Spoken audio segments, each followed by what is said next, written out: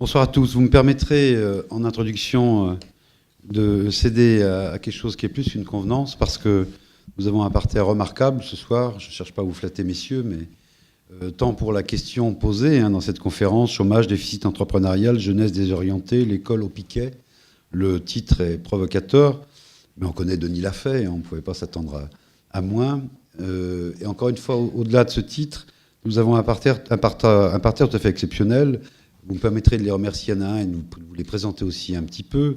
Monsieur Henri Lachmann, président du conseil de surveillance de Schneider Electric. Vous avez été, c'est moins qu'on puisse dire, particulièrement engagé dans les questions de formation et d'insertion professionnelle, par exemple au travers de l'Institut Télémac pour l'accompagnement et l'orientation des jeunes défavorisés qui sont des filleuls. Permet aussi d'associer les acteurs du système éducatif, l'entreprise, ses collaborateurs, au développement des jeunes issus de milieux défavorisés, ayant un potentiel de réussite, pour reprendre vos mots. La Fondation Henri Lachmann aussi, qu'il faut souligner, qui soutient le parcours de formation des jeunes. Et puis, vous êtes aussi président de la levée de fonds de l'Université de Strasbourg. Et je vous le dis franchement, je suis totalement épaté par les levées de fonds de l'Université de Strasbourg. On espère que notre fondation fera aussi bien. On a un peu de travail à regarder les chiffres que vous avez réussi à faire en volume. Nous avons aussi M. François Dubet. Monsieur François Dubet, vous êtes sociologue, professeur à l'Université de Bordeaux 2, directeur d'études à l'EHESS. Il est à noter aussi que vous avez été dans un groupe d'experts sur la refonte du programme de seconde en sciences économiques et sociales, le groupe Châtel. Et puis que ce moment, je dirais, ce passage n'a pas été toujours simple et qu'il y a eu de vives réactions, je dirais, dans le corps enseignant à vos propositions et à ce que vous avez fait dans ce groupe. Mais je ne doute pas que vous puissiez en parler dans les échanges de ce soir. Monsieur Philippe Mérieux, qu'on connaît bien à Lyon 3, vice-président à la formation tout au long de la vie du Conseil régional Rhône-Alpes, qui a été aussi dans notre conseil d'administration, qui est grand spécialiste des sciences de l'éducation et qui a dirigé l'UFM de Lyon, où je dis souvent en plaisantant, monsieur Mérieux, que quand on rentrait avec vous à l'UFM de Lyon, on sentait que vous étiez connu. C'était, comment dirais-je, j'allais dire le dieu. N'exagérons rien, ça pourrait être difficile pour vous ce soir après, mais enfin, vous étiez pour le moins apprécié. Enfin, et bien sûr, professeur à l'Université Lyon 2, un de nos partenaire évident sur le site, et plus qu'un partenaire même.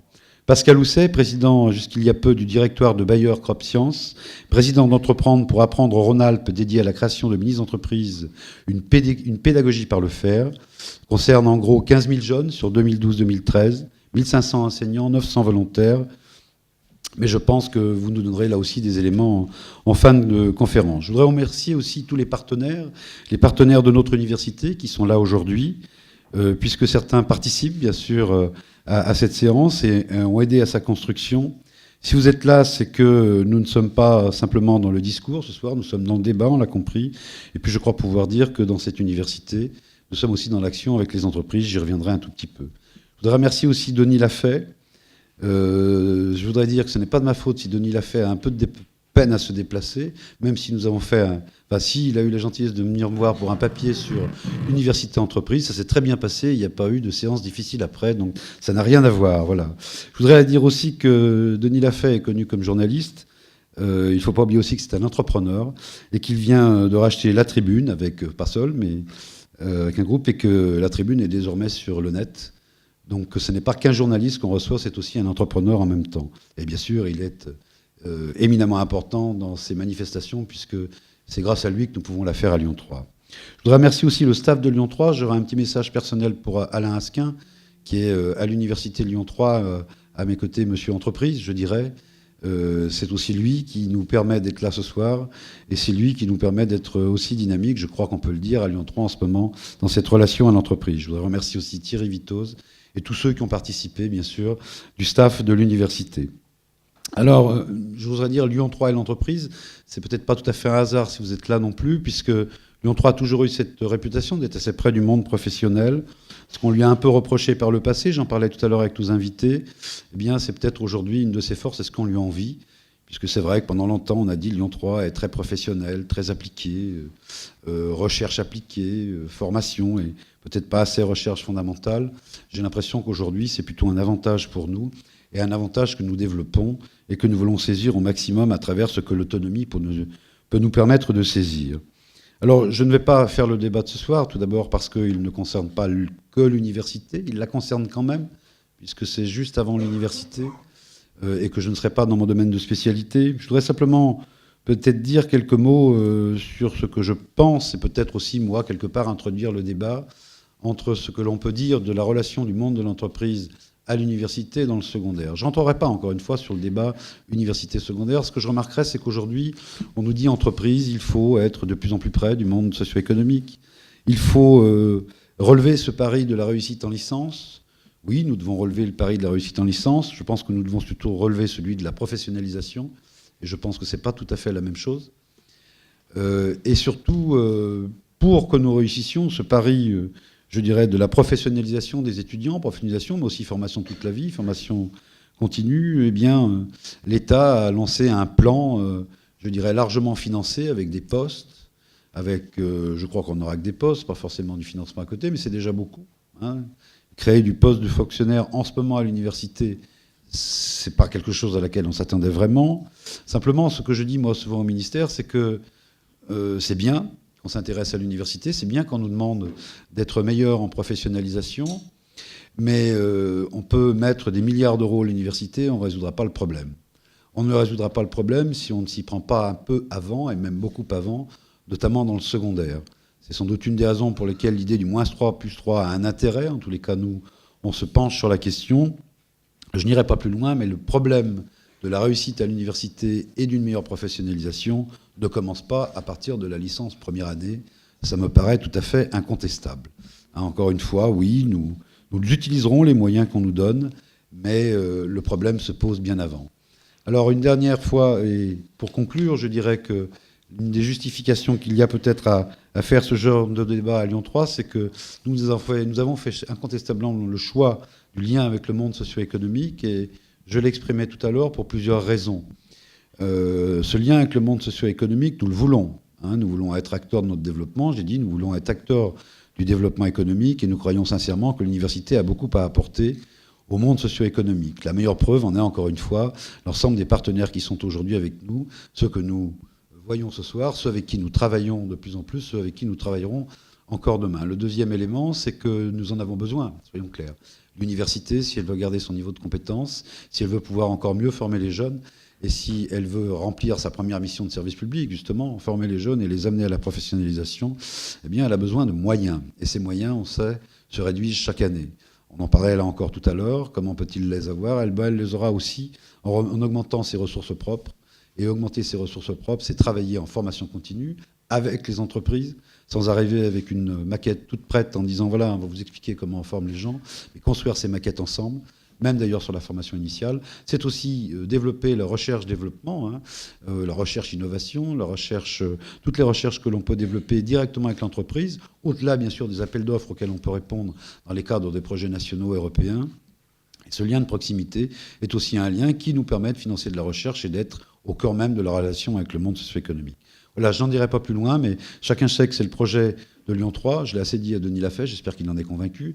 Ça nous a pris 2h30 un matin pour en parler, et un article dans l'Acteur de l'économie. Donc bienvenue à Lyon 3. Je crois que cette soirée va être pour le moins animée, car tant dans le papier de présentation que tu as fait, Denis, et puis les écrits de nos différents conférenciers ce soir, il y a de quoi débattre, et il n'y a pas de doute. Merci beaucoup.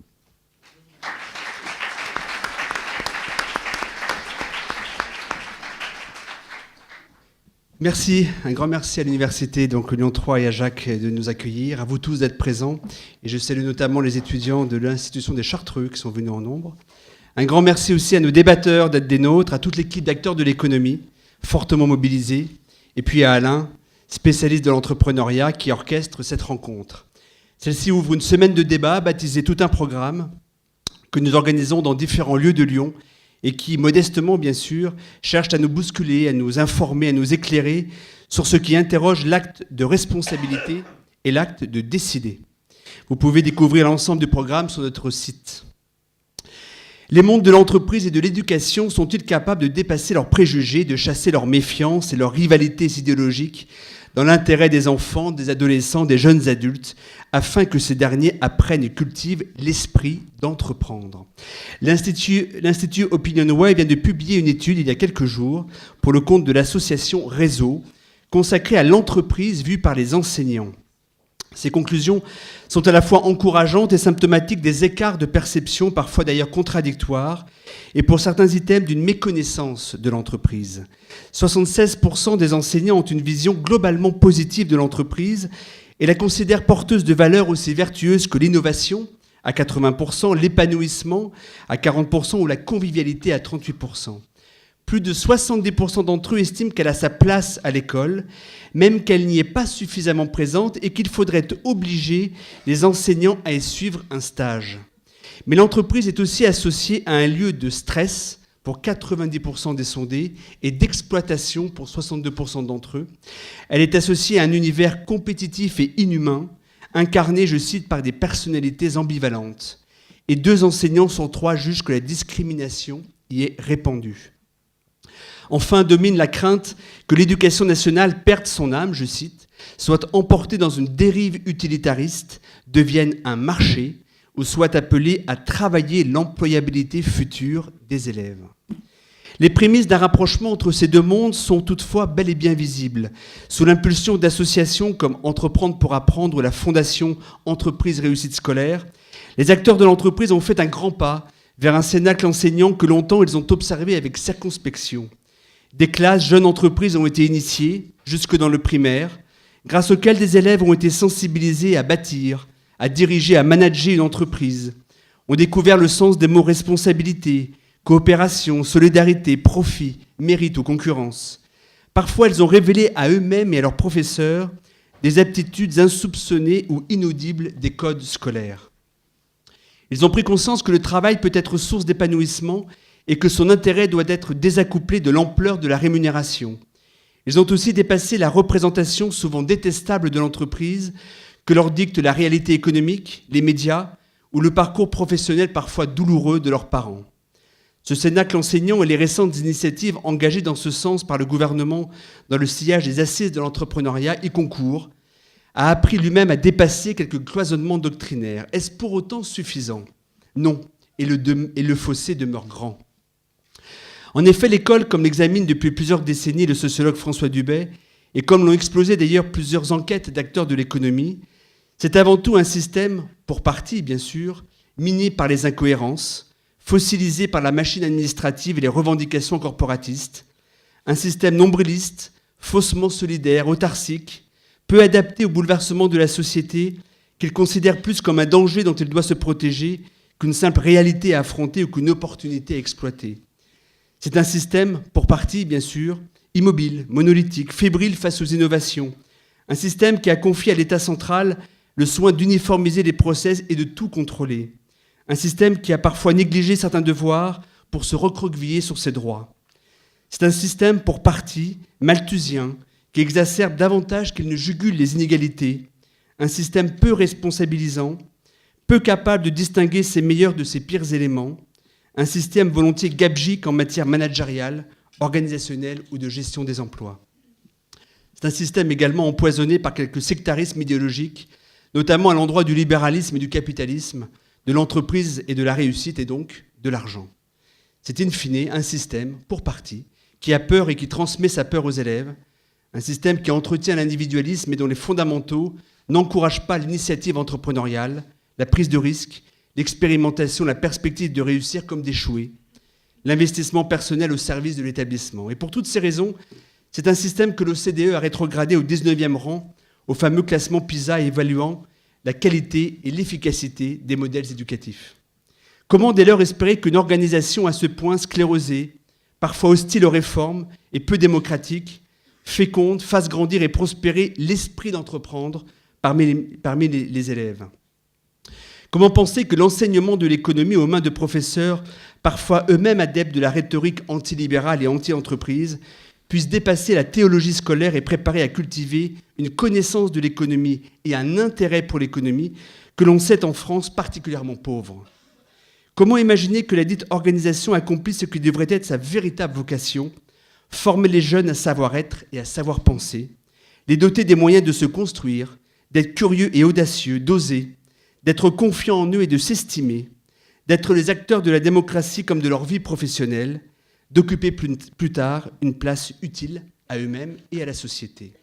Voilà, pour partie, la réalité du système de l'éducation nationale. Et c'est parce qu'il est à ce point malade, volontiers inhibiteur, inertiel, voire démotivant, qu'il faut saluer le travail dans ces conditions exceptionnelles que nombre de professeurs, mais aussi de proviseurs accomplissent, souvent de manière isolée, pour regarder l'entreprise autrement, pour bousculer leurs propres certitudes, pour remuer les lignes, pour outrepasser aussi les dictats syndicaux. Ils défient le système, simplement convaincus que l'intérêt supérieur de leur mission, davantage que la sanctuarisation de leur situation professionnelle, est le bien-être, le bien penser, le bien agir, le bien construire de l'enfant, mais aussi son employabilité future.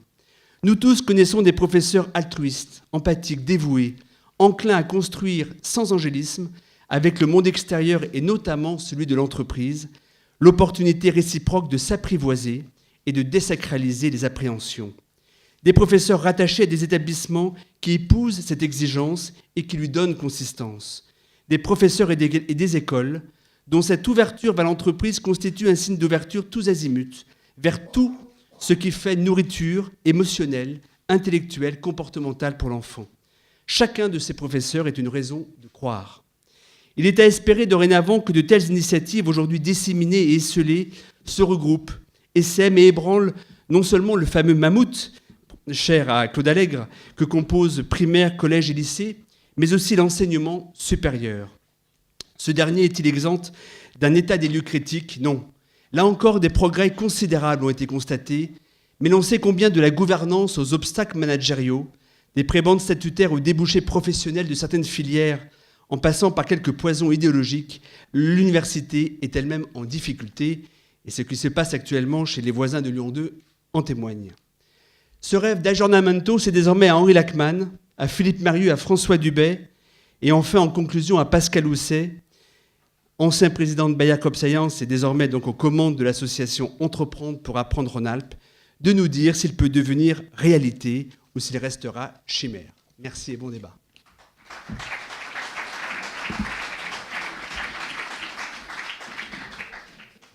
Merci beaucoup, Denis. Alors, la ponctuation de la phrase est-elle un point d'interrogation ou un point d'exclamation? C'est tout le débat que nous allons avoir ensemble. L'idée est que dans le temps qui nous est imparti, d'abord nos invités, évidemment, qui sont des éminents spécialistes, des gens qui ont agi également dans ces domaines, pour pouvoir débattre de questions clés. Et puis, évidemment, très très vite, que ici, dans la salle, vous puissiez intervenir. Vous êtes forcément concernés par le débat. Et c'est ça aussi l'esprit de ces conférences, qu'il y ait un échange et que vous puissiez discuter en direct avec nos invités. Alors, on voit des éléments qui sont très forts. On interroge l'école sur sa performance, finalement, sur son efficacité dans les domaines qu'on pourrait dire ne pas forcément être de sa seule responsabilité, le chômage, le fait que la jeunesse soit désorientée sur les questions de société. L'école, bien sûr, participe à cette société, elle a une place éminente. Est-elle au piquet? Est-elle victime d'une société? Quel est le constat que nous pouvons faire de cette situation? Mais au-delà du constat, quelles sont les pistes? Denis l'a bien évoqué. Il y a beaucoup aussi d'initiatives, il y a beaucoup d'enseignants, mais aussi de responsables de lycées, de collèges qui ont envie que les choses changent. Sans doute, nous sommes à un moment important de réflexion et de bascule. C'est aussi l'intérêt de ce débat. Mais pour démarrer ce débat, la première chose est peut-être de voir avec vous, Monsieur Lachmann, qui est un grand dirigeant de grande entreprise, aujourd'hui encore président du directoire de l'entreprise Schneider, de voir comment vous appréciez la qualité du système éducatif tel que votre entreprise le recevait, en termes de formation des jeunes qui pouvaient candidater dans votre entreprise, mais aussi tel que vous le percevez au travers de vos engagements en termes de formation, d'accompagnement des jeunes, parfois les moins favorisés de notre société. Quel est un peu votre regard d'homme d'entreprise par rapport à l'école? Je voudrais d'abord réagir au titre. Là. Chômage, oui. Déficit entrepreneurial, j'en sais rien. Jeunesse désorientée, oui. L'école au piquet, non. Je crois que fondamentalement, il faut que nous reconnaissions notre déficit en matière de formation et d'éducation. Et je reviendrai peut-être là-dessus 30 secondes. Et que nous, génération antérieure au pluriel à ces jeunes, eh bien que nous arrêtions de transférer toutes nos turpitudes et que nous reconnaissions que une société qui déporte 150 000 jeunes sur une génération de 800 000, sans qualification, sans diplôme, avec probablement 100 à 120 000 qui ne savent pas maîtriser correctement l'écriture, le calcul et la lecture, eh bien, c'est de notre responsabilité. C'est de notre responsabilité de faire en sorte que ces jeunes soient formés et qualifiés. Et personnellement, je pense que c'est dû beaucoup au déficit de collectif. Le déficit de collectif, c'est-à-dire qu'on s'oppose toujours, on oppose l'éducation et le monde économique, on parle de trop du rapprochement, du lien entre l'université et le milieu socio-économique. Je pense que plus globalement, nous sommes en déficit de collectif. Et qu'à partir du moment où la famille fout le camp, l'école fait un fout le camp, et j'ai entendu un ministre de l'Éducation nationale dire publiquement que l'école est en déclin et de plus en plus inégalitaire, le ministre actuel d'ailleurs.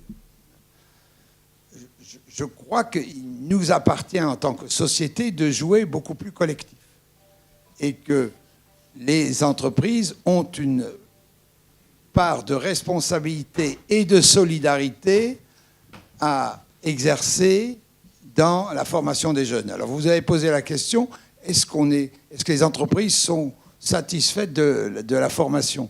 Je dirais formation des élites, oui. C'est la pointe de l'iceberg. Formation globale, non. Clairement, non. Or, il faut comprendre que nous sommes dans un pays à haut salaire et à haute prestation sociale. Il faut plutôt en être fier.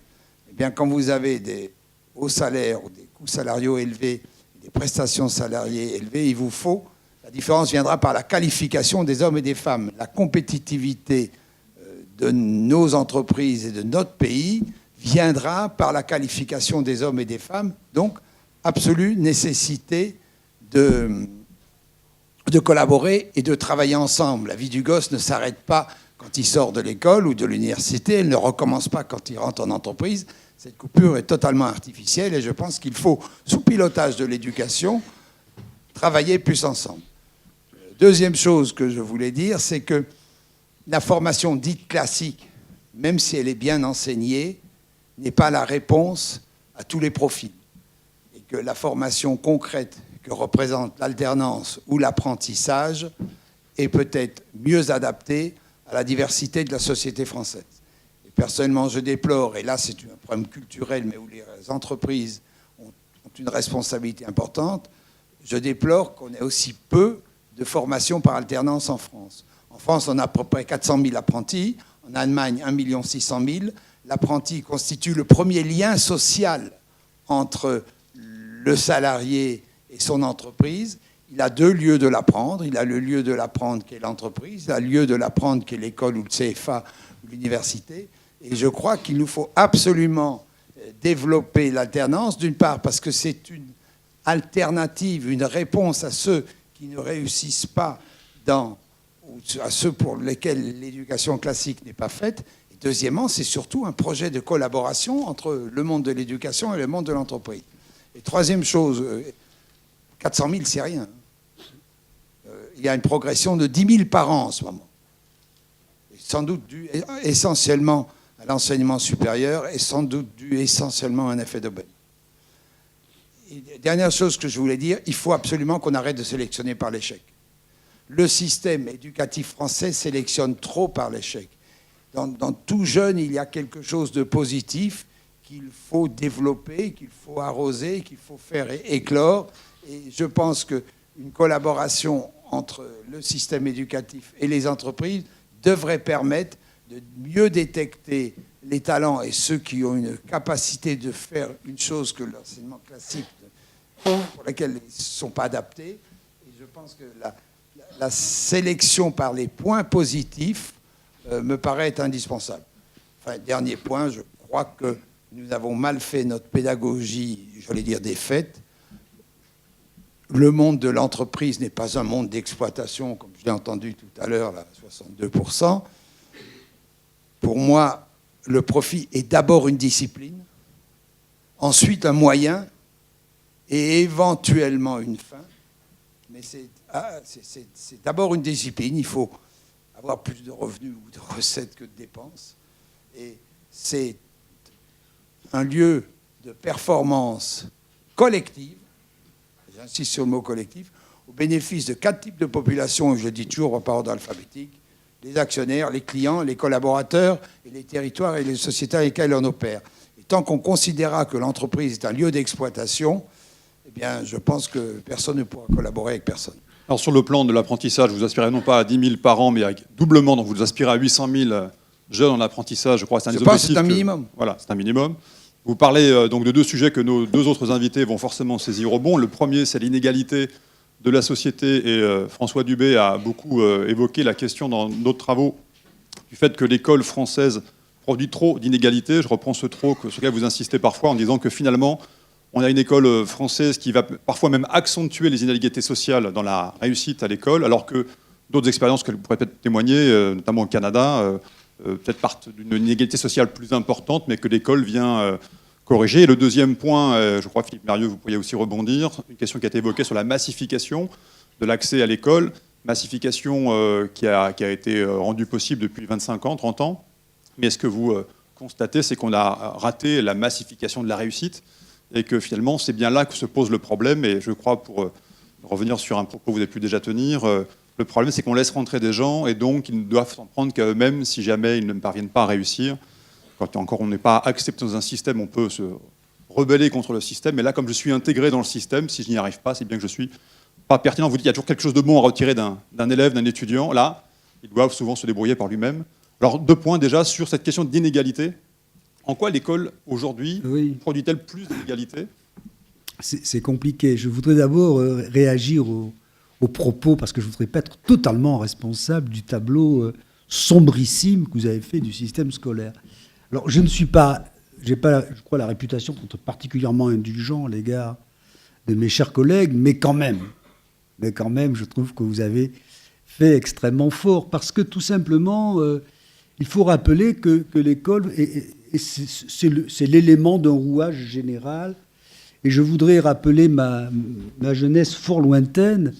Dans les années 60, le lycée n'était pas bon, les profs de lycée n'étaient pas meilleurs, la plupart des gamins ne faisaient pas d'études secondaires, l'enseignement professionnel était souvent lamentable, la moitié des gens entraient dans l'emploi sans diplôme. Ça, je suis sociologue, je vois des mains qui s'agitent. Non, je connais les chiffres. En 65, à la fin de la scolarité obligatoire, 16 ans, la moitié des jeunes ne sont plus à l'école. Simplement, la machine à produire des diplômes marche moins vite que la machine à produire des emplois. Donc tout le monde est très content de l'école parce que, d'une certaine façon, quoi qu'elle fasse, elle produisant moins de diplômes et de qualifications que l'économie n'en souhaite, eh bien, on a cette espèce d'âge d'or où les gens comme moi, fort moyens, au fond, réussissent parce que c'est pas très difficile dans une économie. Bon, aujourd'hui, évidemment, la machine à produire des diplômes s'est beaucoup développée. La machine à produire des emplois est sensiblement moins efficace et le système s'est renversé. Alors ça n'enlève pas évidemment à l'école un grand nombre de ses défauts, mais il faut quand même rappeler que c'est ça qui a fondamentalement changé et qui doit nous obliger à réfléchir. Ce qui a conduit, je crois, le système scolaire français, quand on le compare à d'autres systèmes scolaires, c'est que nous avons en France un rêve. Nous avons eu un rêve. Alors, l'origine de ce rêve est très compliquée. Je pense que Napoléon n'y est pas pour rien. C'est le rêve qu'on pourrait appeler adéquationniste. C'est l'idée que l'école pourrait produire des individus qualifiés qui pourraient transférer directement leur qualification scolaire en emploi. Ou plus exactement, que le diplôme ouvrirait à un emploi. Alors évidemment, les enseignants y croient très fortement parce qu'ils sont eux-mêmes le produit de ça. J'ai le CAPES pour la vie, j'ai la GREG pour la vie, j'ai réussi le concours pour la vie. Et les universitaires y croient beaucoup parce qu'ils fonctionnent aussi dans ce modèle. Donc c'est un modèle qui fonctionne bien pour une partie de la population, les élites, les bons élèves. Et ce modèle fonctionnant bien dans une situation plus tendue, chacun d'entre nous qui va critiquer les inégalités scolaires, vous et moi, se comportera malgré tout comme un sauvage à l'égard de ces gamins pour qu'ils fassent le meilleur collège, la meilleure troisième, la meilleure langue vivante, de façon à faire la meilleure prépa, de façon à faire la meilleure école, pour garantir une adéquation. Et chacun d'entre nous étant un bon parent, il serait très difficile de lui reprocher. Mais le résultat de ces stratégies, évidemment, c'est que vous avez un creusement des inégalités scolaires, puisque chacun a intérêt à les creuser. Je ne sais pas si je me fais bien comprendre. Si vous considérez que la totalité de l'avenir d'un individu se joue avec ses performances scolaires à 17 ans, vous faites tout pour qu'il ait plus de performances que les autres. C'est aussi bête que ça. Moi, j'avais signé avec Philippe probablement des pétitions demandant l'abolition des notes à l'école élémentaire, tollé général, comme si on disait, une école qui ne classe pas les gamins de 6 ans ne sert plus à rien. Voilà, au fond, elle est là pour classer, ranger, etc., etc. Donc c'est un mécanisme qui s'est aujourd'hui développé et évidemment dont on voit tout ce qui nous tombe sur les pieds, puisque ça marche pour les élites, encore, pour les élites. Bon, je veux dire, les élites, c'est pas les élites des élites, c'est vous entrez 1000 en première année de médecine, il y a 60 places, voilà. Après, il ne vous reste qu'à vieillir, vous serez médecin. Ça marche, évidemment, c'est une catastrophe pour ceux qui n'ont pas de diplôme, parce que non seulement ils n'ont rien, mais ils sont, comme ça a été dit, marqués par l'échec. Au fond, ils sont incompétents, incapables. Je rappelle qu'en 1965, la moitié des gens entrent dans l'emploi sans diplôme. Sans diplôme qui fait la différence. Tandis qu'aujourd'hui, évidemment, l'absence de diplôme, dont là aussi on connaît, j'ai pas de diplôme, je perds, je suis foutu, c'est pas la peine, j'insiste pas, et je vais même anticiper dans un grand nombre de cas, en décrochant, comme on dit, puisque ça vaut vraiment pas la peine de continuer à courir après quelque chose qui ne sera pas donné. Et entre les deux, c'est-à-dire globalement dans les universités, on a un phénomène de désajustement croissant avec ce qu'on pourrait appeler de manière métaphorique l'inflation des diplômes, les premiers cycles universitaires où la moitié des étudiants en décembre considèrent qu'ils avaient mal choisi, en reprennent pour un an. Bon. C'est pas tellement, moi je suis pas très favorable, enfin je suis favorable au plan licence, mais grosso modo, l'échec en première année de fac, c'est quand même les gamins qui passent pas l'examen. C'est pas tellement les élèves collés. Enfin, c'est quand même ceux qui viennent tout simplement pas à l'examen. Et donc, vous avez au bout du compte un sentiment de déclassement, puisqu'on a fait une promesse qu'on ne tient pas, les élèves sont déçus, sont amers.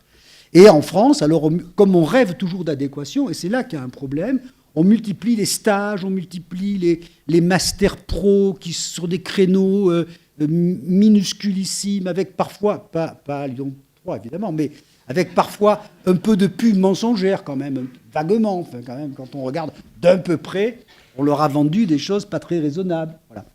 Et donc là, on a un vrai problème, et la question qui se pose, c'est de savoir s'il faut continuer à maintenir ce rêve d'adéquation. Chacun ferait la formation qui, à un moment donné, va lui permettre d'accéder à l'emploi, ou s'il faudrait avoir d'autres raisonnements. Alors je voudrais dire que d'autres pays qui s'en tirent pas forcément plus mal que nous ont d'autres modèles. Ne cherchent pas nécessairement une adéquation aussi rapide. Par exemple, si vous êtes scandinave, le temps de l'université, c'est le temps qu'on donne à un jeune homme ou à une jeune fille pour fabriquer lui-même son projet tout en travaillant à côté. Donc, c'est plutôt lui qui va se former, plutôt que de le mettre dans un tube. Alors, comme le disaient les étudiants qui a bien comparé les systèmes, en France, si vous êtes dans le bon TGV, c'est bon.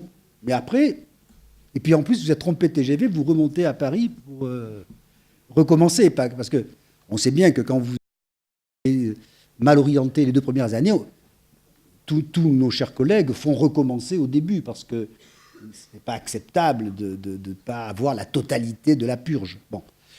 Donc, voilà, nous sommes dans des modèles comme ça, et il y a des modèles qui jouent au contraire la mobilité des étudiants, qui jouent le fait que les étudiants fabriquent une partie, les étudiants, ça veut dire aussi les lycéens, fabriquent une partie de leur propre curriculum, Ils prennent pas, ils peuvent un peu manger à la carte.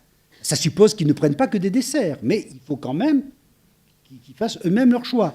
On peut imaginer que des étudiants aient le droit, qui est dans un grand nombre de pays, on évoquait le Canada, de dire je sors du lycée, je suis fatigué, j'ai 18 ans, je veux aller faire autre chose pendant 2 ans, et quand je reviens, on m'accueille.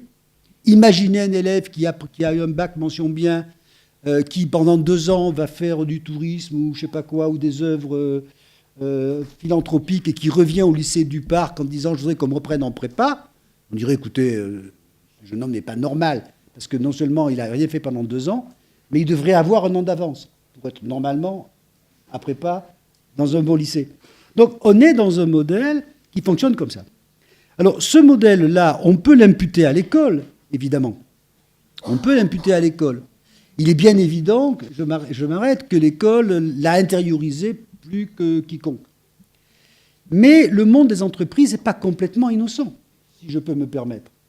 Quand on compare la France et l'Allemagne, les Allemands, pour des raisons mauvaises, parce que c'est Bismarck qui en était le géniteur, a poussé les entreprises à beaucoup plus s'investir dans la formation que ne l'ont fait les entreprises françaises, beaucoup plus. Les syndicats et le patronat en Allemagne sont beaucoup plus coordonnés sur les problèmes de formation. Et en France, on a longtemps considéré que seule l'école devait s'en occuper. Maintenant, on est un peu coincé. En même temps, on s'aperçoit que bien souvent, les entreprises, alors je vais probablement dire des bêtises, mais quand même un petit peu, font une confiance excessive au diplôme. D'une certaine manière, elles ne recrutent pas. Elles ne recrutent pas. Moi, j'ai assisté à des séances de recrutement, à des emplois peu qualifiés de caissières dans les supermarchés. Ce n'était pas compliqué. Le patron, il prenait les licences. Puis après, quand il avait fini les licences, il prenait les bacs plus 2, les bacs plus 1.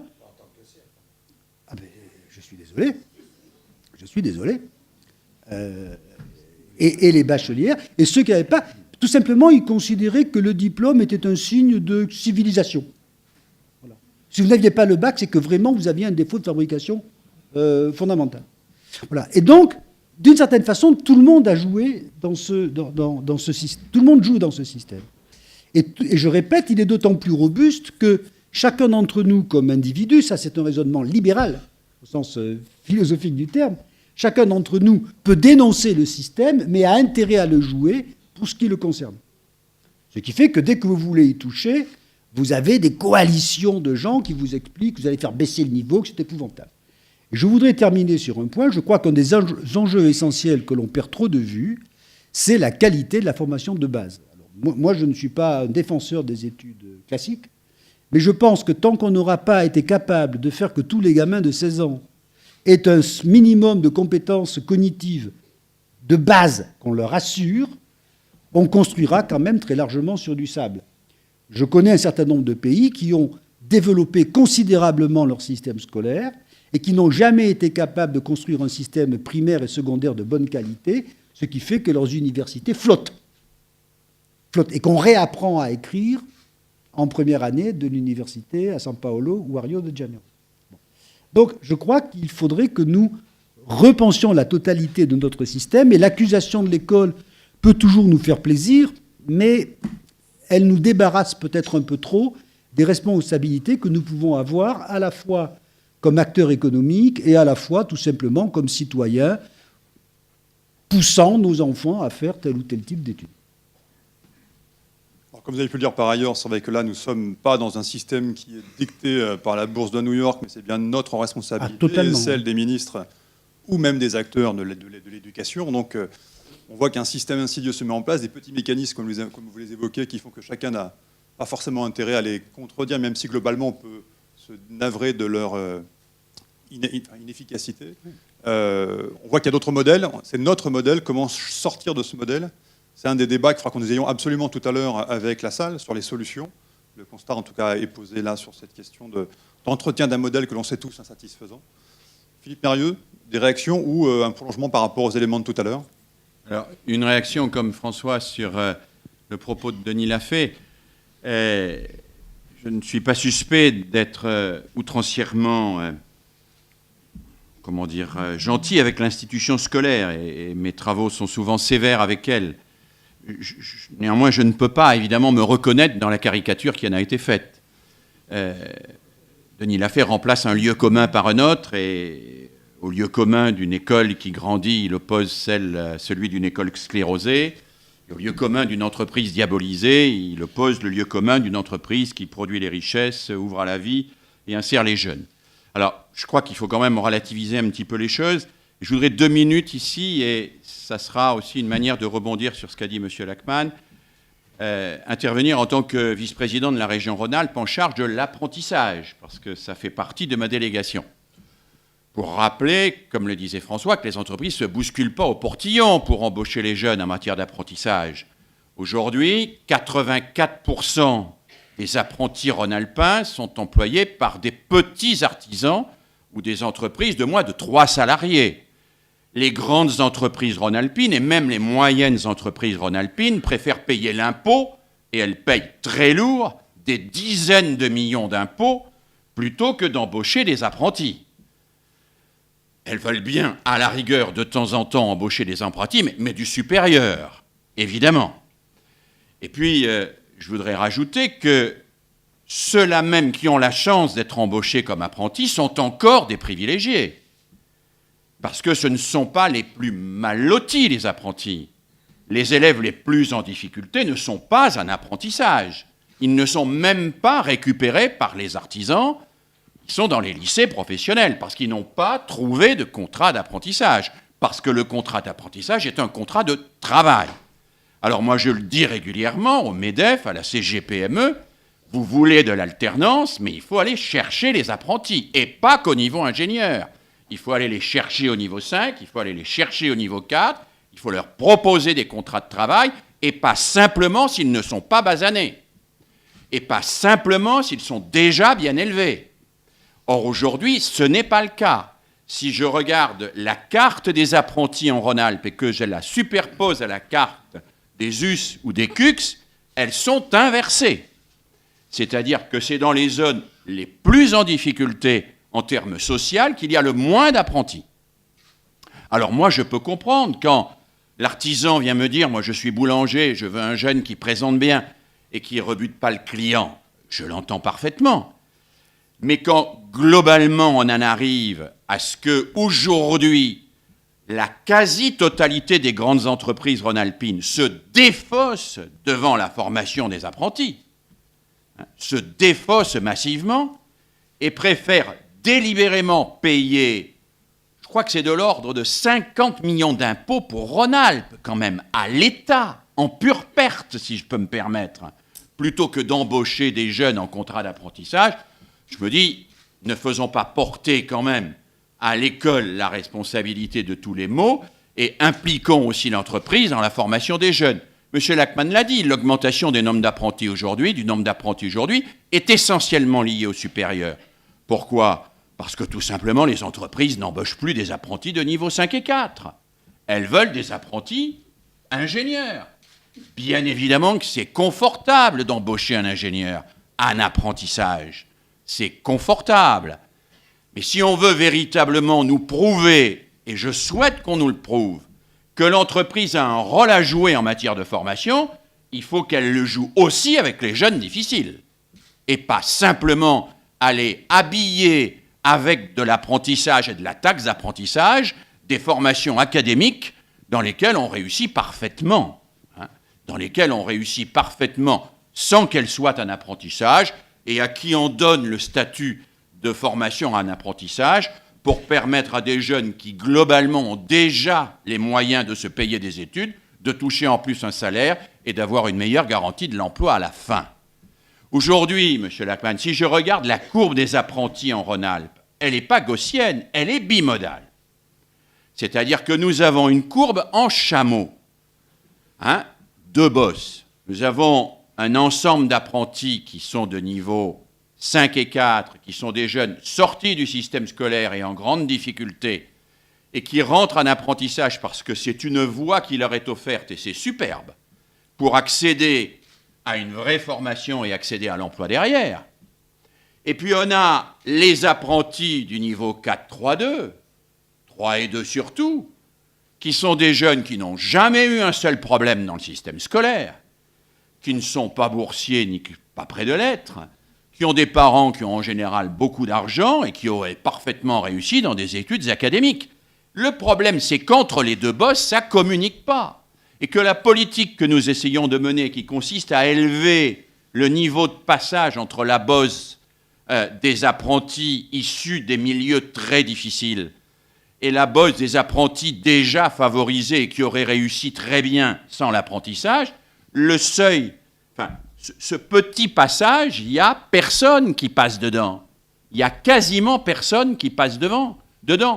Et nous nous battons ici en région, mais toutes les régions le font, pour permettre à ce que des jeunes qui entrent en niveau 5 en apprentissage accèdent au niveau d'ingénieur en apprentissage.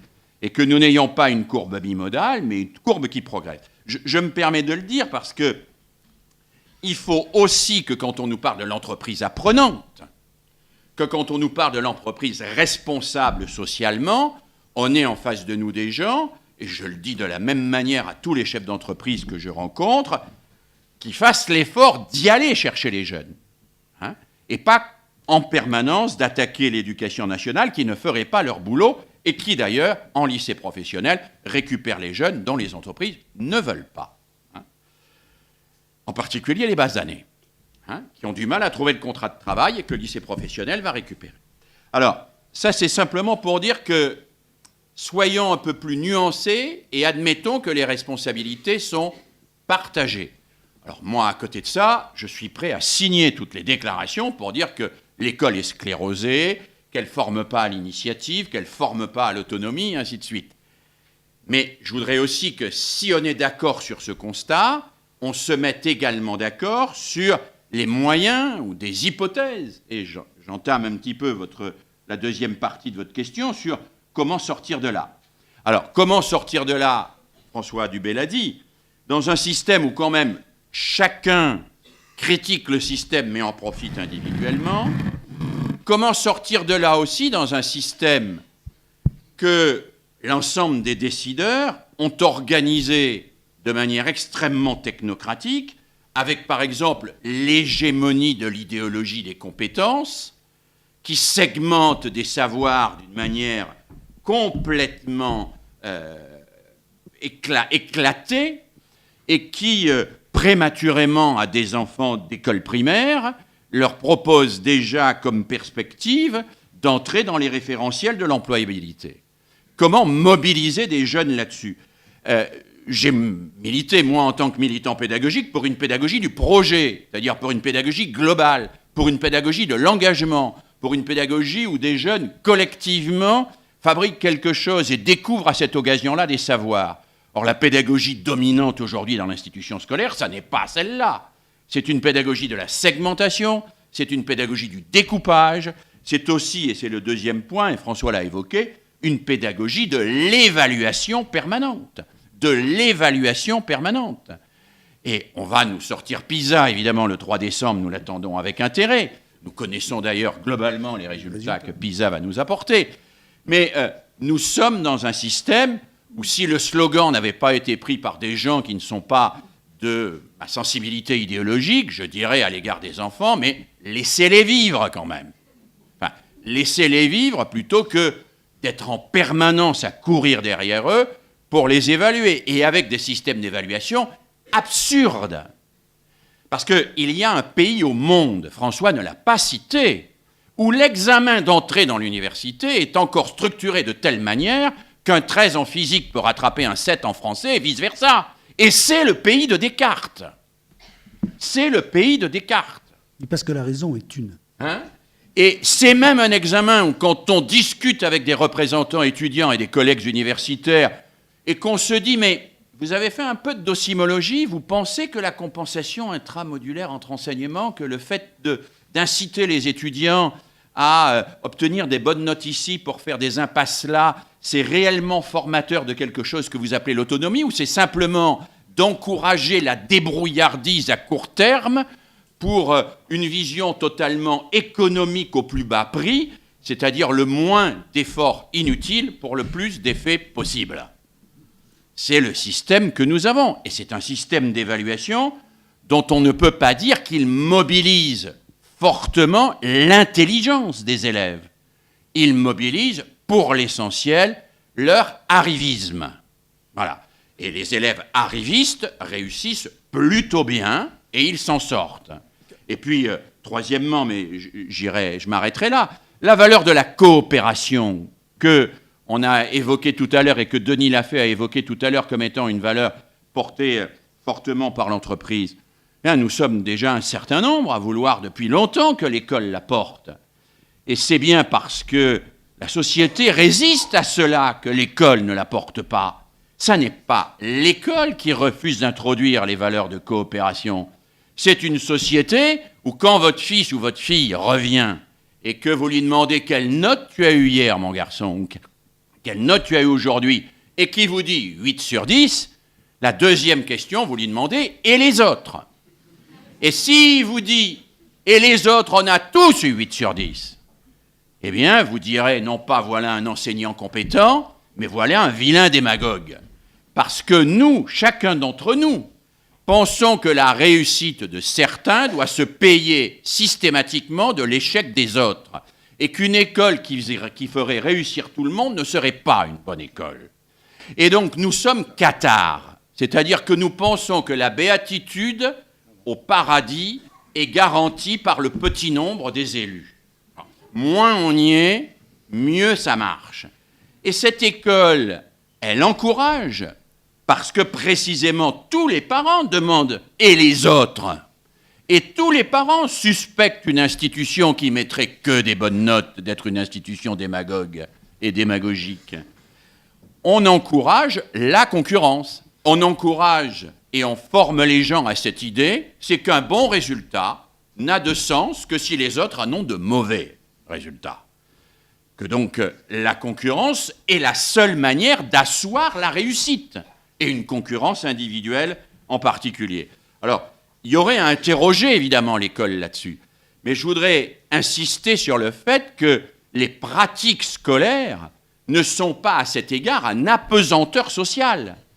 Elles s'inscrivent dans un contexte social dont tout le monde, les parents, les entreprises, comme les enseignants, sommes solidaires. Et que tout le monde pousse avec, évidemment, haro sur le baudet quand on ne veut pas se réformer, mais quand même, finalement, on est bien content, dans cette école qui ne veut pas se réformer, de pouvoir tirer pour soi son épingle du jeu. Voilà, je m'arrête là pour le moment. Merci. On sent l'idée de... Dans vos deux propositions, enfin, dans vos deux propos, l'idée d'un système dont les acteurs peuvent constater le caractère inefficace, mais qui néanmoins s'auto-entretient pour des raisons individuelles au-delà même de l'inefficacité collective. Je dirais, pour l'entreprise, qu'on va revenir avant que les questions ne démarrent, elles vont être forcément nombreuses. Pour l'entreprise, je vais prendre un regard d'économiste, peut-être quelques secondes. Le marché peut être considéré comme imparfait pour sélectionner des collaborateurs dans l'entreprise.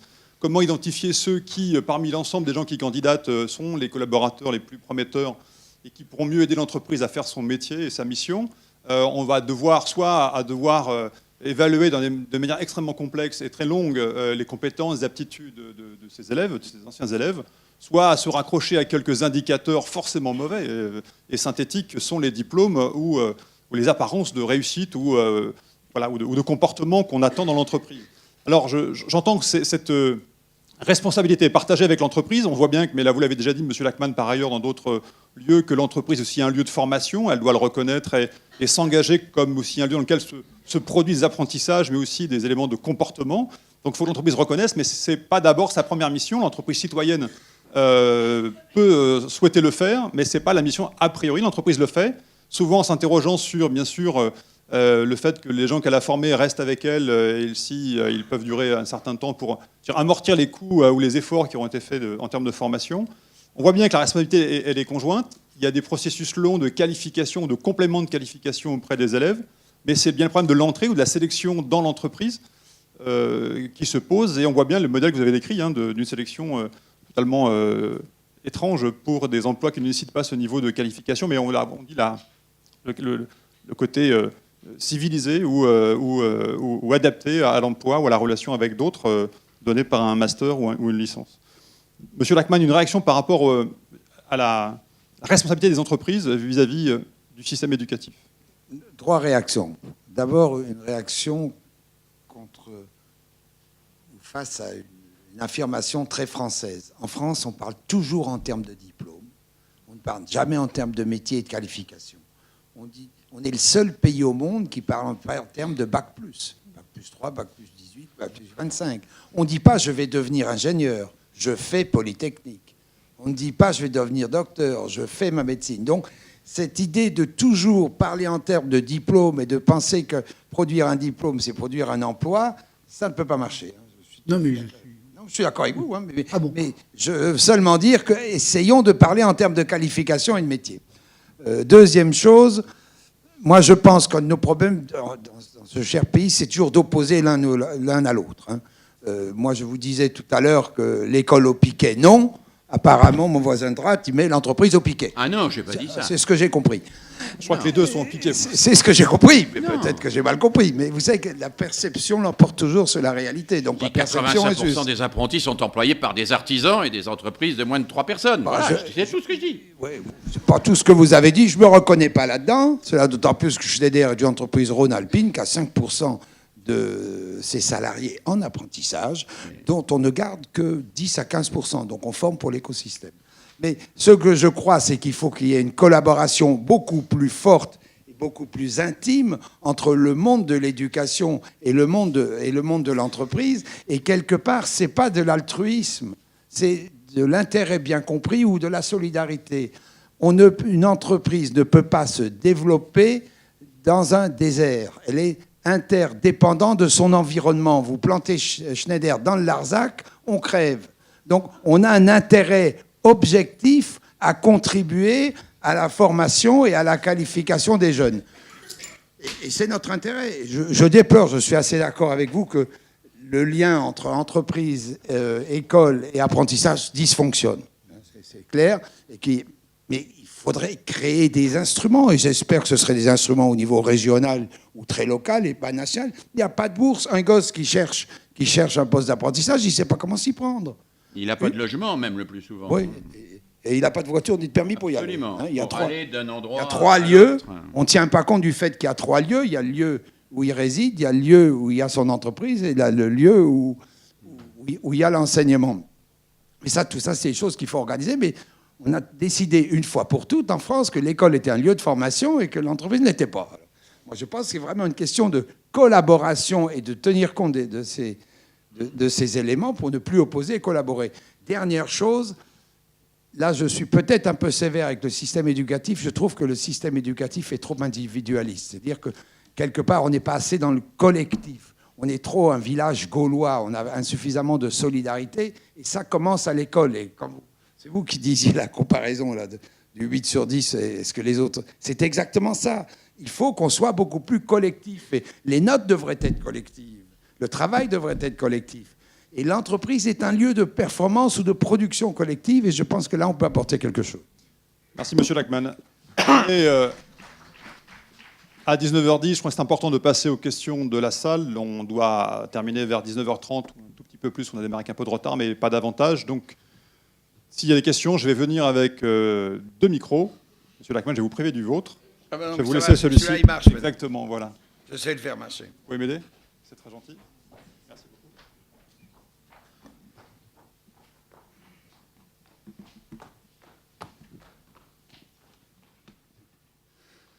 Oui, bonsoir. Plus qu'une question, je voudrais plutôt apporter un témoignage pour refaire écho à ce que dit M. Mérieux concernant l'apprentissage.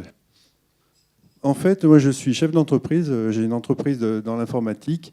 On est 35 personnes.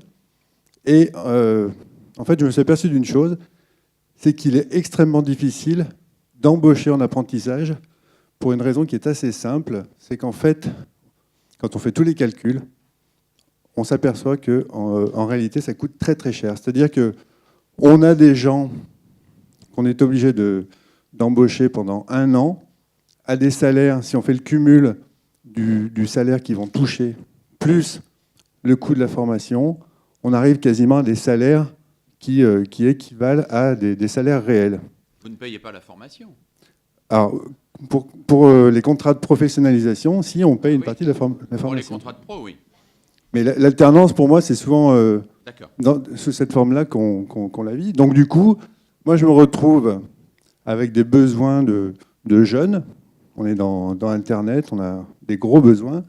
Et malgré tout, je suis obligé de dire non à tout un tas de jeunes qui viennent me voir parce que financièrement, c'est pas possible. Alors, est-ce qu'il n'y aurait pas moyen, quelque part, de faire évoluer les lois pour qu'on ait un marché, un deal qui soit un petit peu plus jouable pour nous, les entreprises? Parce qu'on est prêt à jouer le jeu. Moi, personnellement, en tout cas, j'aimerais. Voilà. Enfin, je peux dire un mot là-dessus. La situation est critique. Alors, je ne distinguerai pas. Pour moi, l'alternance est une pédagogie qui peut être mise en œuvre dans différents types de dispositifs. Le dispositif scolaire et académique peut utiliser l'alternance. Il y a des masters universitaires en alternance qui ne sont pas en apprentissage, où les gens vont en stage. Bon, le bac professionnel en alternance existe dans les lycées professionnels, c'est de l'alternance. Il y a l'apprentissage qui est un contrat de travail, où il y a un statut d'apprenti. Il y a le contrat de professionnalisation, qui est très largement, vous l'avez dit, à la charge des partenaires sociaux, et il y a des dispositifs de formation, dits de formation continue, qui sont aussi en alternance. Tous ceux que la région propose aux demandeurs d'emploi sont en alternance. Je suis plus que favorable à l'alternance. Je suis favorable à l'alternance et à la diversité des formes d'alternance. Parce que cette diversité des formes d'alternance couvre une diversité de besoins, à la fois chez les jeunes et pour les entreprises. Alors la question du coût maintenant. Nous disposions d'une, je ne vais pas être trop technique, nous les régions, d'une indemnité compensatrice de formation que nous reventilions sur les employeurs d'apprentis, avec un système de bonification pour les entreprises qui formaient leurs maîtres d'apprentissage, pour les entreprises qui acceptaient de prendre des jeunes de bas niveau de qualification, etc. Le 17 juillet 2013, le gouvernement a annoncé la suppression de l'ICF et donc de l'aide aux employeurs d'apprentis. Ça ne vous a pas échappé. Immédiatement, il y a eu une montée, une levée de boucliers, y compris des présidents de région et de tous ceux et toutes celles qui sont en charge de l'apprentissage comme nous. Le gouvernement est revenu en arrière. On a à peu près stabilisé les choses pour 2014. Il n'empêche, je vous donne des chiffres pour la région Rhône-Alpes, ils valent ce qu'ils valent, mais il n'empêche que la région Rhône-Alpes aura touché en 2013 72 millions pour aider les employeurs d'apprentis, touchera 45 millions en 2014 et ne touchera plus que 25 millions en 2015. Alors effectivement, si le reversement aux régions de l'ICF pour aider les employeurs d'apprentis suit cette courbe particulièrement descendante, on peut légitimement être préoccupé. Parce que si la prime à l'employeur d'apprentis ne va pas faire une grosse différence pour une grosse entreprise, pour un petit artisan, c'est une grosse différence. Et ça représente les 3 000 € par an qu'on lui verse, un pécule qui est loin d'être insignifiant pour équilibrer ses comptes. 3 000 € ou 5 000 € par apprenti. Donc oui, il faut valoriser les entreprises et au sein des entreprises, les maîtres d'apprentissage.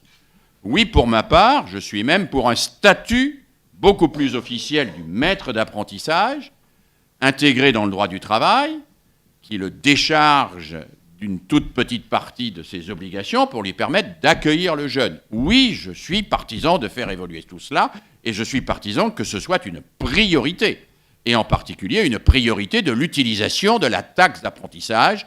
Donc vous savez que 75% simplement aujourd'hui, et encore les chiffres sont très discutés, est reversé à l'apprentissage. Une partie s'évapore un petit peu dans un certain nombre d'autres dispositifs. Bon. Voilà, toute taxe confondue, mais on ne va pas rentrer dans les débats techniques, ce serait trop long. Mais oui, évidemment, oui, il faut signifier très clairement au tissu artisanal, industriel, aux grandes entreprises, mais aussi, parce qu'on ne l'a pas dit, aux entreprises publiques. Vous avez également des fonctions publiques qui pourraient prendre des apprentis. La fonction publique d'État n'en prend quasiment pas. La fonction publique hospitalière, c'est peanuts. Si je vous disais le nombre d'apprentis des hospices civils de Lyon, vous rougiriez. Je crois qu'il y en a 3 en pharmacie, en préparateur en pharmacie, alors que le nombre d'employés des hospices civils de Lyon est particulièrement colossal. Et la quasi-totalité des apprentis portés par les fonctions publiques, c'est la fonction publique territoriale aujourd'hui. Et qui le fait sans compensation financière. Donc oui, il faut que l'État, s'il privilégie l'apprentissage, mette ses actes en accord avec ses propos et ne donne pas des signaux contre-productifs et fasse réellement un effort pour que l'ensemble de la taxe d'apprentissage bénéficie à ceux qui font l'effort de transmettre des savoirs à travers l'emploi d'apprentis. Très courte, oui, l'apprentissage coûte beaucoup trop cher. Il coûte beaucoup trop cher. Cela d'autant plus que les conventions collectives et les conventions d'entreprise ont eu tendance à le monter considérablement. Mais oui, il coûte trop cher. Deuxièmement, taxe d'apprentissage détournée. Plus de 40%, vous disiez 25, je pense plus de 40% de la taxe d'apprentissage est détournée de sa mission. Enfin, en tout cas, une grosse partie est détournée. On pourrait confronter nos chiffres. J'espère que ce n'est pas vous qui avez raison. Oui, c'est à propos des jeunes chefs d'entreprise qui veulent embaucher des gens en apprentissage. Leur principal problème, c'est, primo, une formation de base, parce que c'est des gens non qualifiés, mais qu'est-ce qu'on met là-dedans ? S'ils ne savent pas écrire ni compter, ça va poser un problème, parce que toutes nos entreprises, maintenant, sont équipées en informatique et en moyens de communication. Deuxièmement, et ça, c'est surtout le principal, c'est que les gens n'ont pas envie de travailler. Parmi les gens non qualifiés, le problème du chef d'entreprise, il faut qu'il en passe 10 pour en trouver un qui a envie de travailler. Que faire ? Comment réorganiser notre éducation pour donner l'envie de travailler à tout le monde ? Le sociologue. Oui, le fait que le monde soit peuplé de feignants n'est pas une nouveauté. Non, je crois qu'un des enjeux qui est très en amont de ce dont on parle, et peut-être la plus grande faiblesse de notre système scolaire, c'est pas le monopole de l'école polytechnique sur la formation des élites. Le grand problème de notre système scolaire, c'est qu'on a aujourd'hui un quart. Mais un quart, c'est considérable. Un quart de gamins qui, grosso modo, sortent de l'école en ayant des lacunes d'apprentissage cognitif, etc. En fait, donc, je crois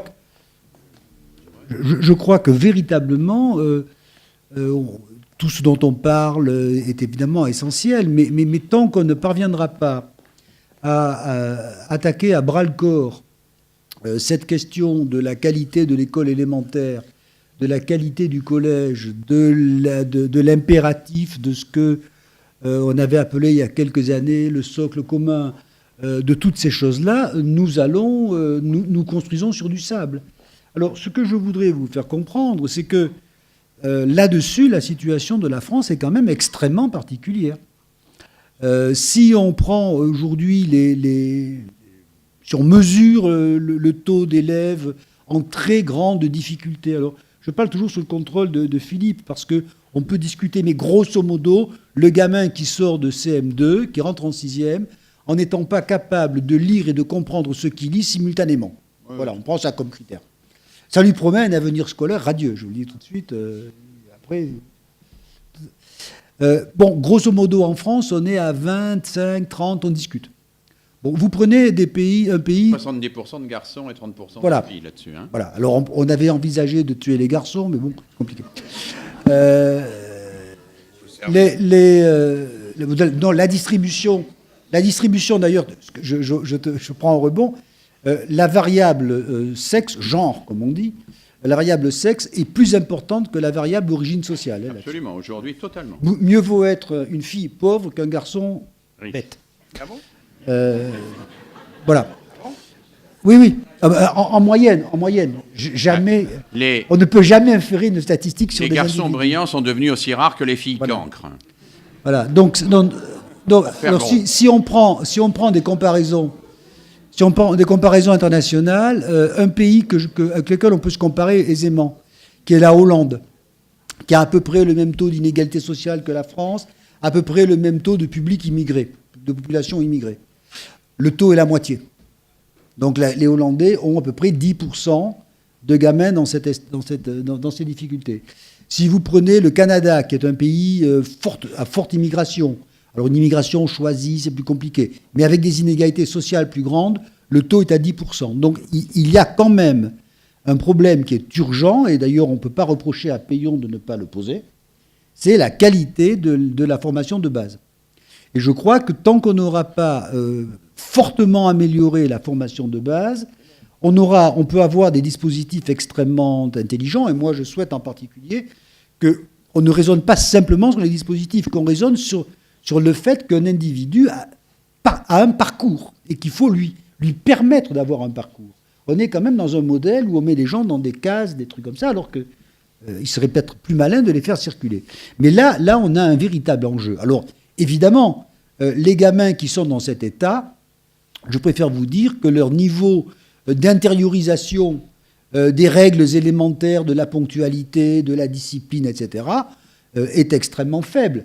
Mais si vous regardez la littérature historique, la vieille plainte des maîtres d'apprentissage, des patrons et des vieux ouvriers contre ces jeunes qui ne pensent qu'à s'amuser, etc., bon, grosso modo, il y a 40 ans, on faisait le con jusqu'au service militaire, et après, qu'on était marié, on arrêtait de rigoler et on rentrait dans la vie active.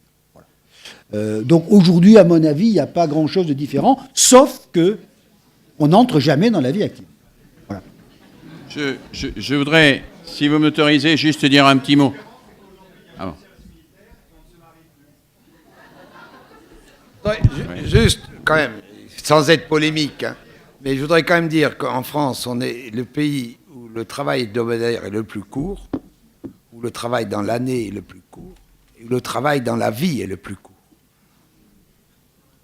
Parce qu'on rentre dans la vie active en moyenne à 24-25 ans, on en sort à 59. Alors, donc c'est ces trois éléments, je ne parle pas de jugement sur le travail ou la valeur travail, je dis seulement... Réagir... C'est fait. Pardonnez-moi, un point purement d'information. Il y a des enquêtes auxquelles chacun d'entre nous peut accéder, qui s'appellent les enquêtes ISSP. Ce sont des enquêtes internationales qui posent les mêmes questions à 40 sociétés comparables de l'OCDE. Les Français sont ceux qui... On pose toujours trois questions. Est-ce que vous travaillez pour gagner votre vie, pour avoir d'abord une position dans la société, ou bien pour vous réaliser? La réponse « je travaille pour me réaliser » est plus forte en France qu'elle ne l'est dans les pays protestants, ce qui est une grande surprise pour Max Weber. L'éthique du travail est de plus en plus forte, contrairement à ce qu'on imaginait. Alors ça a un problème, c'est que si les gens veulent se réaliser dans leur travail, évidemment, quand le travail apparaît comme une pure corvée, il y a beaucoup moins de chances qu'il soit accepté. Donc c'est un peu ambivalent, mais je crois qu'il serait absurde de penser que la valeur travail décline. Elle est au contraire de plus en plus forte. Juste deux remarques, si vous me permettez.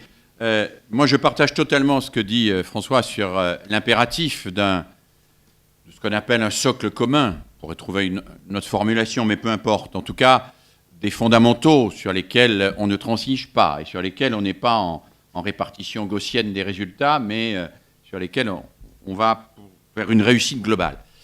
Il a raison de dire que c'est, d'une certaine manière, incontournable. Moi, il me semble qu'il y a quand même en amont et en aval deux choses importantes. En amont, il y a le statut de l'apprendre dans notre société qui a considérablement évolué. Et pour nous autres aussi adultes, c'est Marcel Gauchet qui dit, et je crois qu'il a raison, que nous sommes en train de terminer une sorte de mutation anthropologique essentielle. Pendant des millénaires, les hommes ont souffert par le corps et se sont rachetés par le travail intellectuel. Le corps était le lieu de la souffrance et le travail intellectuel, le lieu de la jouissance et de la rédemption. Aujourd'hui, nous sommes dans une société où l'essentiel étant de prendre son pied, on fait tout pour ne pas se prendre la tête. C'est-à-dire où le lieu de la jouissance est d'abord le corps, avec l'ensemble de ces adjuvants qui vous permettent de jouir plus vite, mieux et d'une manière plus systématique, et où le travail intellectuel est vécu comme une souffrance.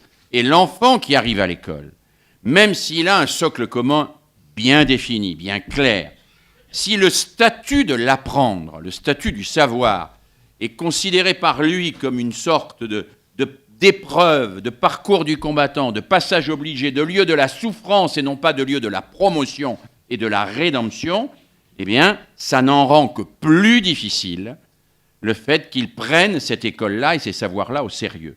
Je le dis parce que c'est montrer que cette question des apprentissages, ça n'est pas simplement une question de tuyauterie scolaire, c'est une question du statut du spéculatif, de l'intelligence, de l'apprendre, dans un fonctionnement social où, globalement, il est massivement discrédité au profit de quelque chose qui est promu, qui, lui, n'est pas discrédité, qui est la jouissance immédiate, la jouissance tout de suite, c'est-à-dire la satisfaction de la pulsion consommatoire et non pas de la pulsion épistémophilique. C'est le fameux processus de désidéalisation que Freud décrit dans ses derniers livres, L'avenir d'une illusion et Malaise dans la civilisation.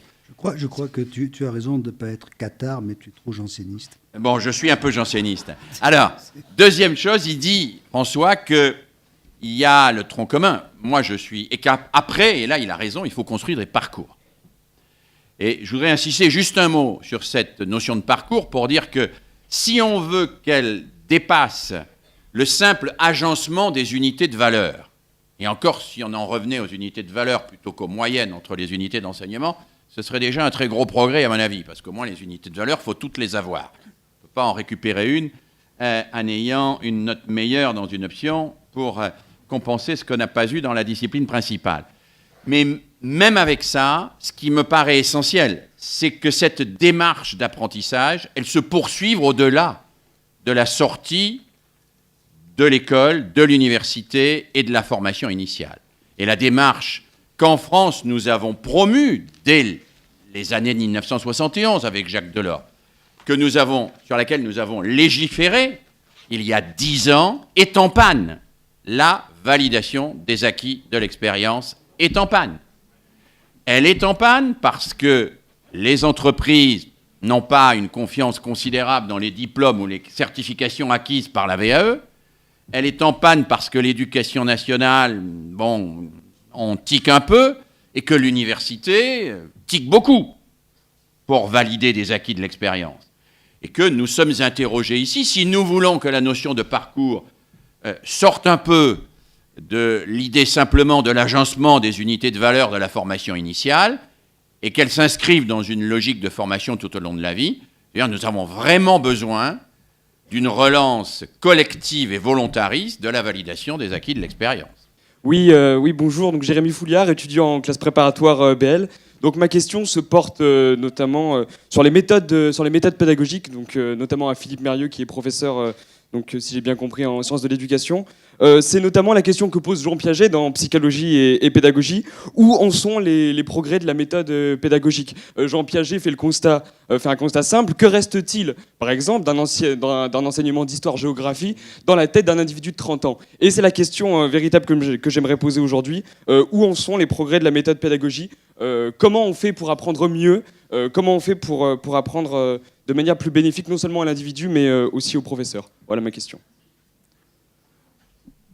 Juste, je vous réponds d'une phrase. La pédagogie est en panne parce qu'elle a été dévalorisée, dévaluée, qu'elle n'est plus enseignée, même dans les lieux qui sont censés faire de la formation des enseignants, et que, globalement, tout un pan de notre patrimoine, qui est l'histoire de la pédagogie, que ce soit celle des compagnons du Tour de France, que ce soit celle des jésuites, pour reprendre l'exemple, ou que ce soit celle de Célestin Freinet et de l'éducation populaire, tout cela est complètement ignoré des enseignants qui arrivent dans l'enseignement aujourd'hui, puisqu'ils n'en ont jamais entendu parler. On a réformé la tuyauterie des dizaines de fois, on ne s'est jamais intéressé réellement à une formation pédagogique des enseignants. Pour conclure, enfin pas pour conclure, mais pour donner un élément, il y avait un terrain d'entente ici.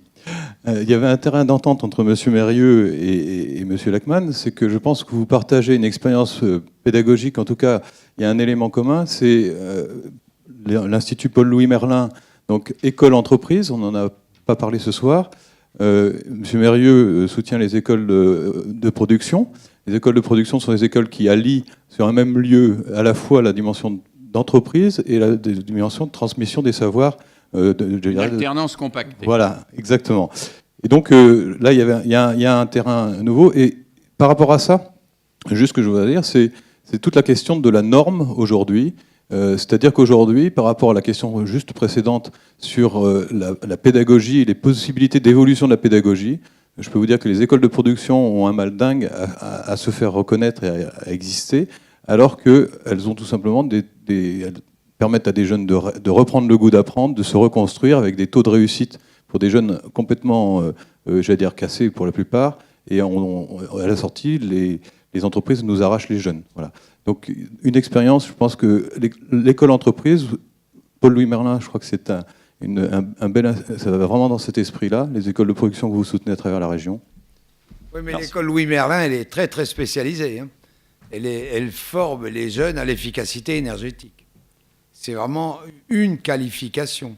Mais nous sommes ravis d'avoir trouvé sur Grenoble cette spécialisation, les élèves et les professeurs pour le faire. Et nous en avons besoin en tant qu'entreprise. C'est notre intérêt. Hein. Nous allons conclure. Je sais qu'il y a beaucoup de gens qui auraient voulu poser des questions, mais on a un budget temps qui est forcément contraint. On va terminer cette conférence avec un des sujets qui n'a pas forcément encore été explicitement abordé, mais que M. Housset va nous présenter et qui concerne l'esprit d'entreprendre des élèves. Pour le coup, les assises de l'entrepreneuriat ont eu lieu. Le président Hollande a déclaré qu'il était de la responsabilité collective d'enseigner l'entrepreneuriat dans les écoles et donc de lancer un programme qui aille de la 6e à la terminale. Comment faire ? Des syndicats d'enseignants se sont dit très dubitatifs, sachant que peut-être un des éléments du débat, il serait très difficile d'avoir des entreprises capables de collaborer suffisamment avec toutes les écoles et que sans doute il est souvent compliqué de vraiment se rendre compte de l'entrepreneuriat sans le faire, plutôt que d'entendre simplement des témoignages. Et pour le coup, Entreprendre pour apprendre est une expérience extrêmement intéressante qui montre comment l'école et l'entreprise peuvent se rencontrer autour du thème de l'entrepreneuriat. Bonsoir, je vais prendre 10 minutes, pas long. Je vais essayer de vous montrer une expérience concrète de rapprochement école-entreprise à travers effectivement une association qui s'appelle Entreprendre pour apprendre. Pour nous faire atterrir quand même, parce que ça a été un débat de haute volée, je vous propose de commencer par une vidéo de 2 minutes qui vont vous expliquer, qui va vous présenter simplement des réactions à un produit qui est le produit de notre association qui s'appelle la mini-entreprise, avec des mini-entrepreneurs. Après ça, j'ajouterai quelques mots sur l'apport que ces mini-entreprises donnent à la fois aux enseignants, à l'entreprise et aux élèves. Et modestement, j'essaierai de terminer en vous donnant, en tant qu'ancien chef d'entreprise, 2 ou 3 commentaires, non pas des conclusions, ça serait très prétentieux, mais quelques réflexions à propos du débat très riche que l'on vient d'avoir. Voilà. Alors déjà, un petit film pour nous décontracter.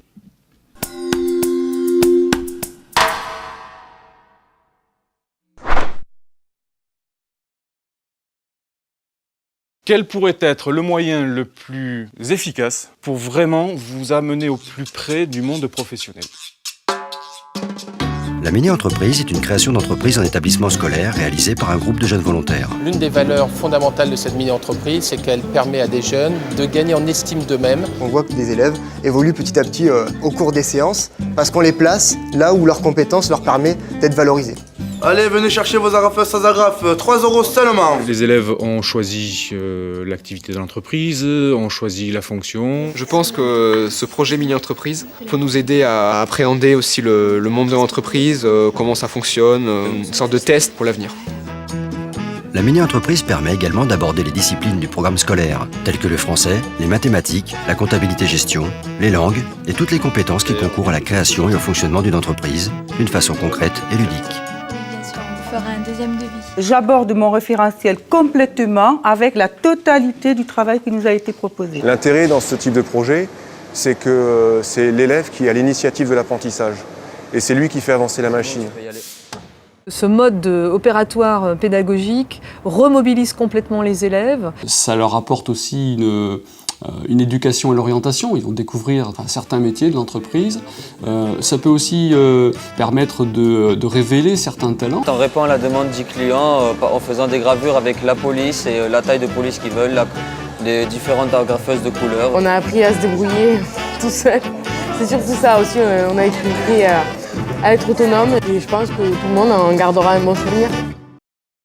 Ce que je voulais vous dire, c'est qu'en fait, nous sommes convaincus que ces notions de rapprochement de l'école et de l'entreprise n'ont pas besoin de se situer uniquement au niveau du supérieur. On a beaucoup parlé du supérieur, on a beaucoup parlé d'un certain nombre de choses nécessaires pour rapprocher les deux, et je pense qu'il est fondamental de se pencher sur le secondaire déjà, et quelquefois d'ailleurs nous avons un produit pour le primaire, pour donner un sens à un certain nombre de choses qui se passent dans l'école, un sens aux élèves pour qu'ils puissent appréhender un petit peu différemment ce socle cognitif dont on vous a parlé tout à l'heure. Alors, notre association, en fait, est une association qui existe dans 16 pays européens, et il faut que vous sachiez qu'en Europe, chaque année, il y a 600 000 jeunes qui deviennent mini-entrepreneurs pendant une année scolaire chaque année. Cette mini-entreprise, elle commence à partir de la 4e, elle va jusqu'au bac, et ensuite BTS, BTA. Elle se situe dans toute zone d'éducation, et elle dure une année scolaire avec 15 à 20 volontaires. Elle met, bien entendu, les mini-entrepreneurs en contact avec les enseignants référents qu'ils ont, et il y a en permanence un parrain qui est issu du monde de l'entreprise et qui est là pour les aider, non pas à prendre des décisions, puisqu'ils sont complètement autonomes dans la prise de décision, mais les aider s'ils ont des questions importantes. Ce qui est étonnant, c'est que de voir le résultat d'un apprentissage dans l'action, c'est-à-dire de donner un sens aux élèves des collèges en les mettant dans une position active, et cet apprentissage ou apprendre en faisant, avec une réunion par semaine, leur permet de découvrir des choses tout à fait étonnantes, et notamment le fait que travailler ensemble n'est pas quelque chose qu'ils ont appris jusque-là. On a parlé de chacun pour soi, on a parlé de l'élitisme, etc. Et c'est une révélation pour ces élèves qui se découvrent en termes d'initiative, de prise de risque. Ils apprennent également qu'à travers ces mini-entreprises qui sont dans l'école, eh bien, il y a des hauts et des bas, et que contrairement à l'éducation nationale, quand on tombe du train en éducation nationale, on a beaucoup de mal à remonter dedans. Eh bien, dans les entreprises, tous les projets ont des hauts et des bas, et quand on est en bas, eh bien, on peut rebondir de cet échec et on peut réussir à repartir. La deuxième chose, c'est que ça permet aux enseignants de regarder les élèves sous un autre jour, complètement différent, et d'observer les élèves dans un autre contexte que le contexte traditionnel de l'individu qui est noté d'ailleurs pour son travail et son travail simplement. On a également monté dans ces mini-entreprises une mesure d'auto-évaluation des élèves. C'est-à-dire que les élèves, avant la mini-entreprise, s'auto-évaluent eux-mêmes en termes d'intelligence comportementale et émotionnelle. Alors, ils sont obligés de s'auto-évaluer sur leur écoute, leur sens du leadership, leur esprit d'équipe. Est-ce que je suis innovant? Est-ce que je ne suis pas innovant? Est-ce que j'aime prendre des risques? Est-ce que j'aime pas prendre des risques? Et 2 fois dans l'année, ils se réévaluent eux-mêmes par rapport à leurs camarades, comment ils ont agi dans l'équipe et dans le projet, pour savoir s'ils ont toujours les mêmes opinions d'eux-mêmes en termes de leadership, en termes d'innovation, etc. Et troisièmement, ça permet aux parrains d'entreprise qui, d'habitude, en tant que... Il y a toutes sortes de gens, pas simplement des dirigeants d'entreprise, de PME, de TI, il y a des gens qui sont de toute façon issus de l'entreprise, de voir comment fonctionne la génération Y. Et c'est quelquefois très intéressant pour eux, et c'est vrai qu'en général, ils reviennent. Donc, quand on regarde la construction de la mini-entreprise, ça se passe sur une année scolaire, il y a des étapes qui sont très normées avec une réunion par semaine de tous les élèves, et vous avez la création de l'idée, vous avez la validation de l'idée par l'étude de marché, vous avez le montage de la mini-entreprise où ils deviennent complètement responsables à la fois du règlement dans lequel ils vont faire fonctionner cette entreprise, c'est-à-dire qu'ils ne peuvent plus dire s'il y en a 3 sur 20 qui n'ont pas envie de travailler, ils ne peuvent pas aller voir le professeur en disant « dites donc, il y en a 3 qui ne travaillent pas, qu'est-ce qu'on fait ?» C'est eux qui s'autodisciplinent. Et ils sont obligés de lever un petit peu d'argent qui leur sert comme fonds de roulement pour monter leur produit, pour faire un prototype du produit et ensuite pour produire le produit. Ils sont obligés de trouver des systèmes de commercialisation. Et à la fin de l'année, ils ont un championnat qui est un championnat régional, puis national, puis européen, qui sélectionne les meilleures mini-entreprises en termes de réussite. Voilà. C'est quelque chose qui nous amène à réfléchir, en fait, dès le collège, sur un des sujets qui, moi, et je vais finir là-dessus, sur ce qui m'a frappé dans ce débat, qui m'a interpellé. C'est que dans l'entreprise, on s'aperçoit rapidement que l'intelligence comportementale et l'intelligence émotionnelle des individus est largement aussi importante, si ce n'est plus importante, que leur expertise. Nous n'avons pas besoin de types avec un QI de 200 qui sont des autistes émotionnels.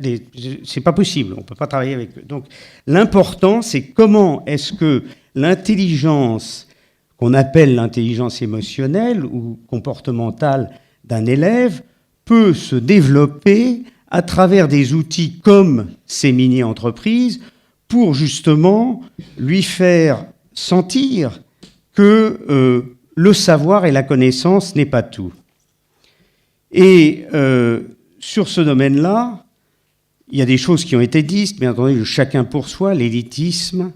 Je suis complètement en phase avec nos orateurs pour reconnaître qu'il faut un socle. Il faut un socle de connaissances minimales, c'est évident. Mais il faudrait qu'on trouve un système qui permette à l'école, au collège, d'avoir cet apprentissage de l'intelligence émotionnelle et comportementale qui permet aux jeunes de travailler ensemble. Vous pouvez avoir une compétition extraordinaire, et c'est ce qu'on voit dans notre association entre les mini-entreprises, une compétitivité entre les mini-entreprises, mais qui n'exclut en rien le fait qu'il y a de l'entraide au sein de la mini-entreprise. C'est la mini-entreprise avec 15-20 personnes qui est jugée. On apprend à travailler avec des jeunes qui sont différents de nous, par définition. Et cet apprentissage de l'autre et de l'entraide et de la concertation est quelque chose qui les amène à voir les choses d'une façon différente.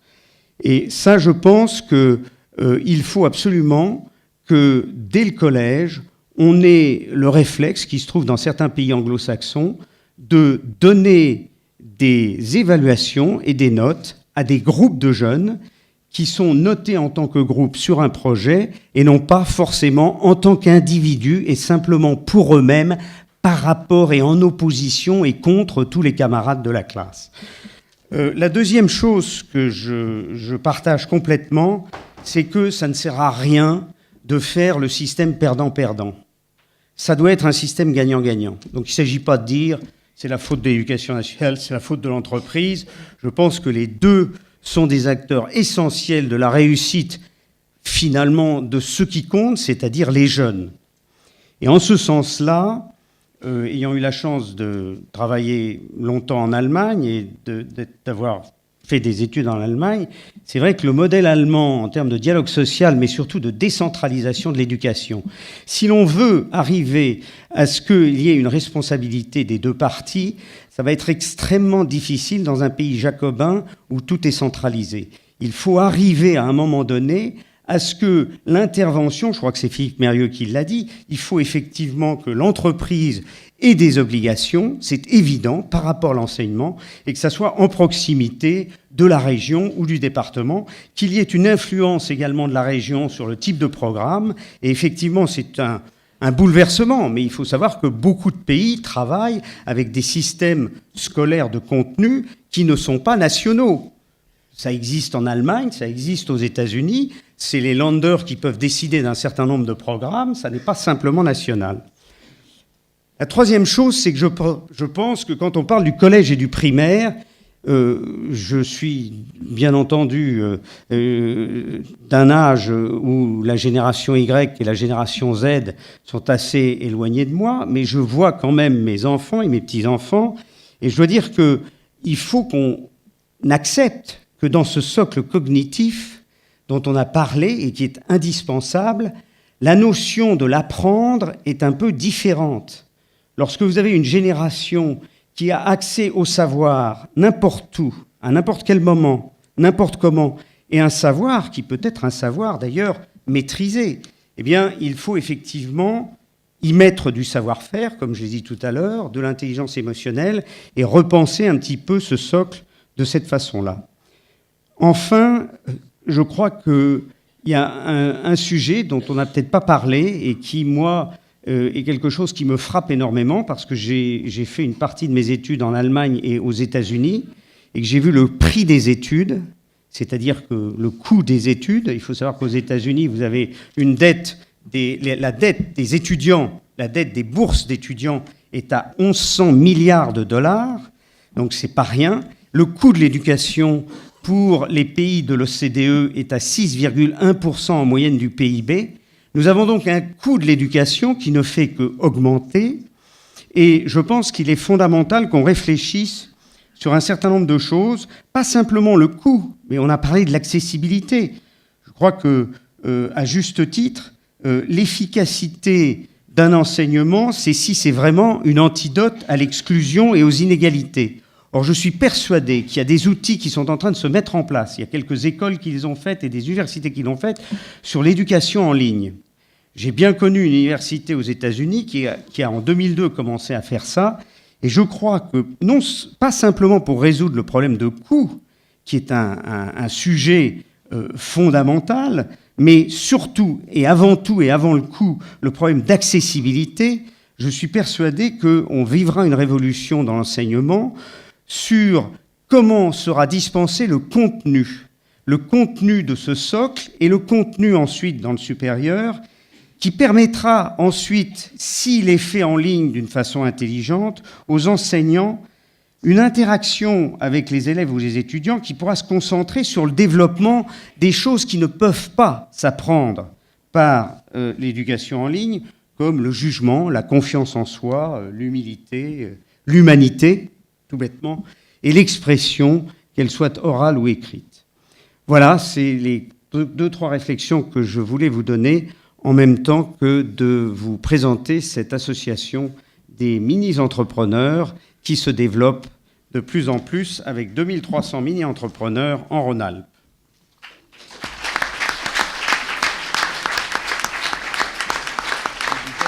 Merci à Pascal Housset, merci à Philippe Mérieux, Henri Lachmann et François Dubé pour leurs interventions. C'était la première conférence de la série des acteurs de l'économie. Vous trouvez l'ensemble du programme sur le site du journal pour les prochaines conférences qui ont lieu ces jours-ci.